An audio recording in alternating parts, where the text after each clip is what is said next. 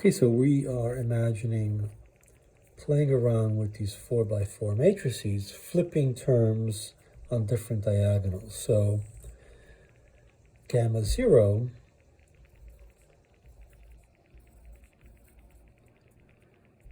with i's on the diagonal for this 2x2 matrix, that's part of 4x4 matrix. Right, so we have the same thing here and the same thing here. So we can think of this as a 0 matrix, a 0 2x2 matrix, a 0 2x2 matrix, and two matrices with i's on the main diagonal. So when we do gamma 0, right, it's this, oops. So instead of writing it out, this times this, we can see it's -1, right?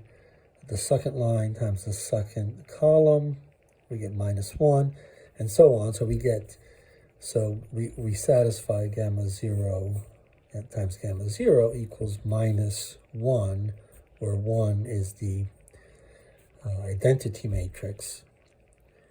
In other words, 1, 1, 1, 1, and so on, all zeros everywhere else, right? As a 4x4 matrix. Gamma 1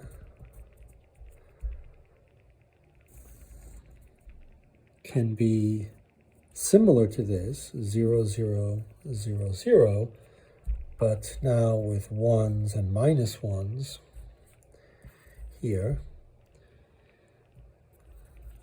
and then flipping these two here. Let's see that this satisfies our properties.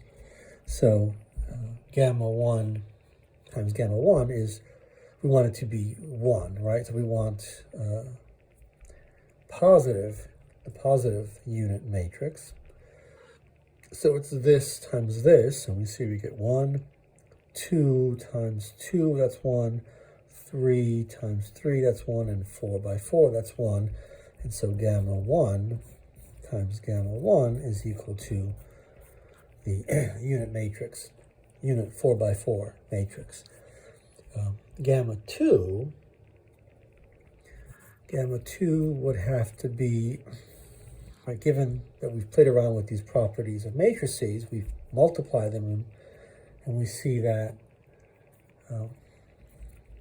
well, you can put combinations of plus and minus in different places and see whether you get the cancellations that you need. And it turns out, I think we'll end up with, well, we can check this, 0, 0 here, so the 0 2x2 matrix here. We have i's here. So this looks like the flipped version of this, right? We have i's on the opposite diagonal compared to gamma 0. And then here we have minus i's here on the flipped diagonal. And then here we have 0, zeros.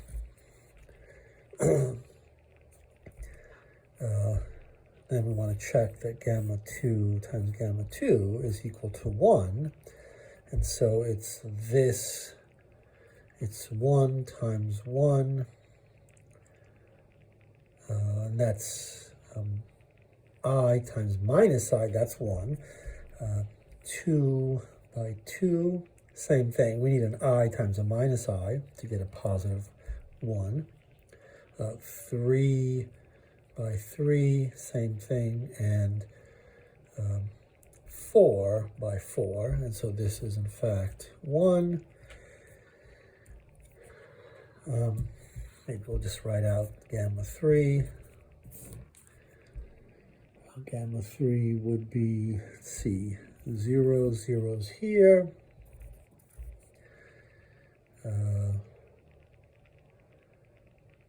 flipped diagonals compared to gamma 1, and minus 1, 0, 0, minus 1, I think we're going to have all minus 1s.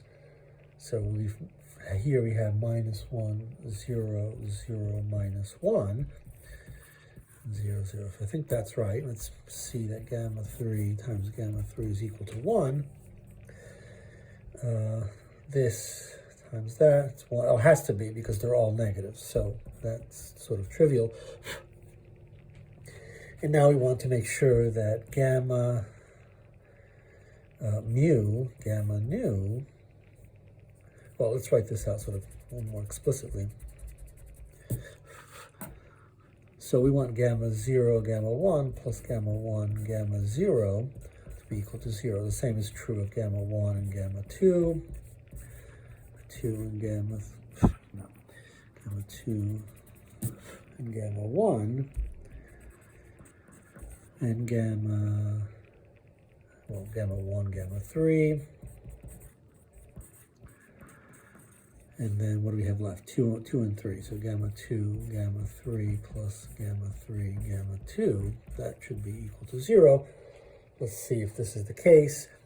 So gamma 0 and gamma 1.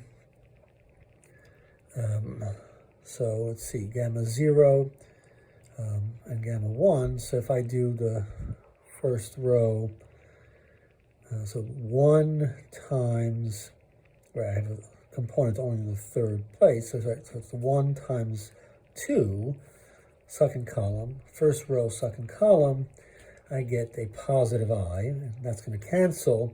So 1 times 2, so the flip of this, 1 times 2 gives me a minus I. So 1 times 2 gives me positive. That at least looks promising. You can continue to work that out for the other terms.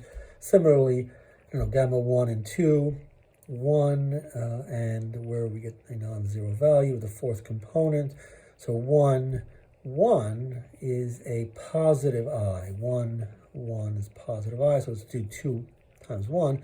1, and 1, that is a negative I. So here 1 is positive. Here it's 1, that's negative I. So that looks like they can cancel out. You can do them for the rest. Hopefully we did this right. 2 and 3, let's check.